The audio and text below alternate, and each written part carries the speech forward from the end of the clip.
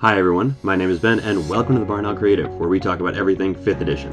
Today I want to talk to you guys about 3 of my favorite homebrew subclasses that I have ever written. Now the documents for all 3 of these are available for free on my Patreon, so follow the link in the description if you want to find those. But without further ado, let's get into it.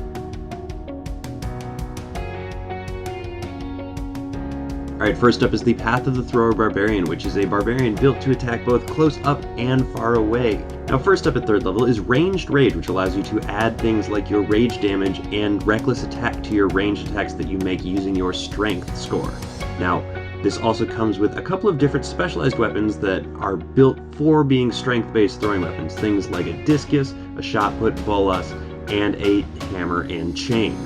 Following that, at 6th level, you pick up the Launcher feature, which allows you to draw a thrown weapon as part of a ranged weapon attack that you make, which sort of allows you to circumvent that whole action economy problem where you can really only draw one weapon a turn. Additionally, as part of Launcher, when you are damaged by a weapon attack or a spell that requires an attack roll that happens within 30 feet of you, you can use your reaction to throw a weapon at the creature that either cast that spell or made that attack. Then at 10th level, you pick up the With the Wind feature that allows you to, while you are raging, ignore the short range of a thrown weapon you're wielding and double the long range until the end of the turn that you are on. You can use that feature a number of times per long rest equal to your proficiency bonus. And finally, at 14th level, you pick up the feature Meteoric Impact, which allows you to, once per round, after you've hit a creature with an attack but before you've rolled damage, choose to double the amount of damage made with that attack. In addition to that double damage, the creature that is hit with this attack needs to make a dexterity saving throw, the DC of which is equal to 8 plus your proficiency bonus plus your constitution modifier, or be knocked prone and have their speed halved until the end of your next turn. Also, any concentration checks made to maintain concentration on spells due to this damage are made with disadvantage. You can use this feature a number of times equal to your proficiency bonus per long rest. So I really like this subclass because it solves what I think is the main issue with the Barbarian class, which is that there's really just no good way for them to get in a ranged attack. If you've got an enemy that's flying, 20 feet above them, what's the Barbarian going to do? Just look at them and growl? Unless you've got some kind of item or spellcaster in your party that will allow you to fly, you're just kind of out of luck. But with this, you can keep, essentially a bandolier of shot puts on you, so you can always just huck them at something if it's just out of reach. Moving right along, we have the Sorcerer of the Weave. These sorcerers are individuals who are literally connected to magic itself, just intimately connected to the arcane forces of the universe. Right away at 1st level, you gain access to Arcane Affinity, which is just an expanded spell list for the Sorcerer class, which I think is a really good feature because the Sorcerer's spell list can be limited sometimes. This one comes with spells like Identify, Magic Missile, Fortune's Favor, See Invisibility, Dispel Magic, Magic Circle, Arcane Eye, Resilient Sphere, Dream, and Wall of Force.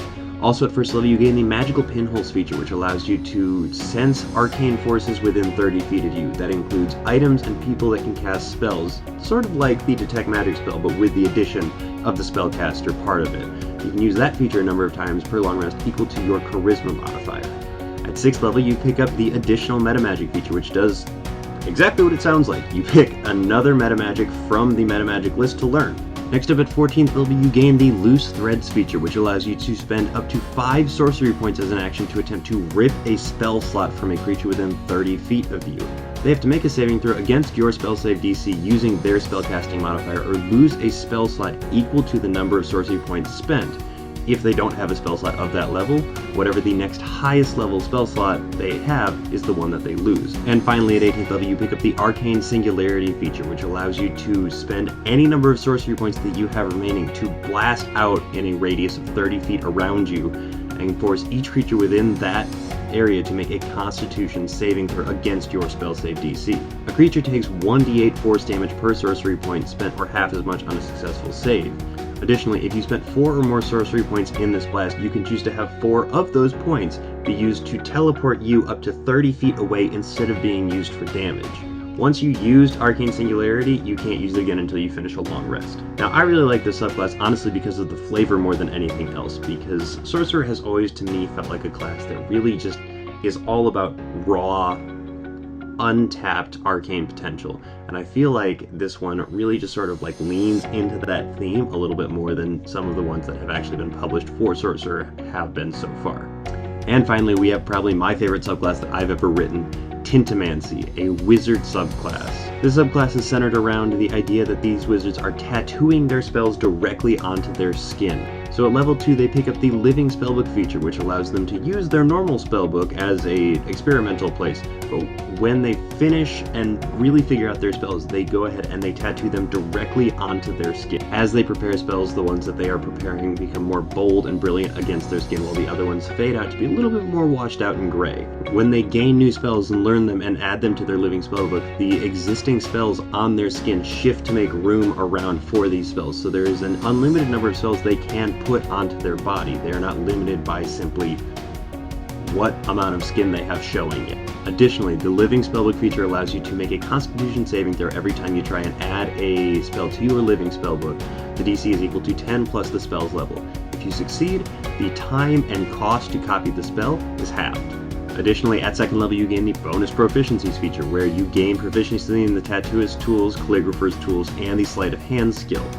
Additionally, any check you make with your Tattooist tools have your proficiency bonus doubled for them. At 6th level, you gain the Calloused feature, which gives you proficiency in Constitution saving throws. Additionally, you get to use your Constitution modifier instead of your Dexterity modifier when you're calculating your unarmored AC. At 10th level, you gain the Skin Deep feature, which allows you to use your reaction to gain resistance to the damage from a physical attack that you have just been hit with. After the damage has been applied to you, you also then gain temporary hit points equal to your wizard level.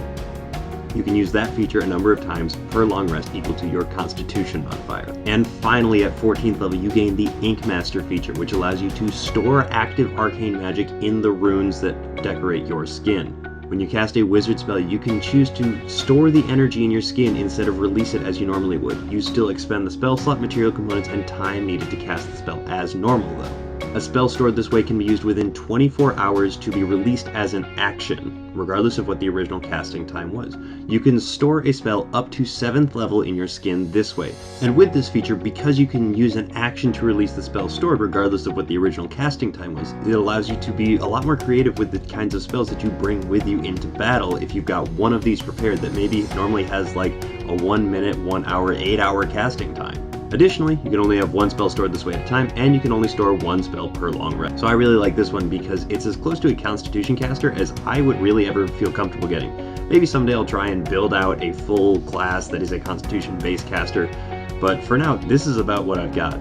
I really like the flavor that goes with it too. I've always thought it would be really cool if Wizards had something other than just a book that has their spells on it, because let's be honest, sometimes books can get kind of boring. I also think that because this shifts a little bit of focus onto Constitution more than is normally there with concentration and everything like that, it actually potentially gives the wizard a more like beefy build than they would necessarily normally see, which is also a really cool concept. So what do you guys think about this? Do you like them? Do you hate them? Do you wish that you had never seen them before? Do you wish that these would be published in a more permanent fashion? Are you going to try them in your game? Are you hoping you never run into them in your game? Let me know in the comments below. Also, I'm going to be trying to do this YouTube thing a little bit more frequently than I have been now that I have finished moving, even though you can just see a box down in the corner right over there. And actually, this is a box too, sitting on this right here. So bear with me while I try and get myself through all of that. But hopefully I'm going to end up on a little bit more of a regular schedule coming up here soon. Again, all of these subclasses are available for free on my Patreon, which is linked in the description of this video. Now, if you enjoyed this video, go ahead and leave a like, subscribe so you don't miss anything that's coming up, and until next time, keep on rolling.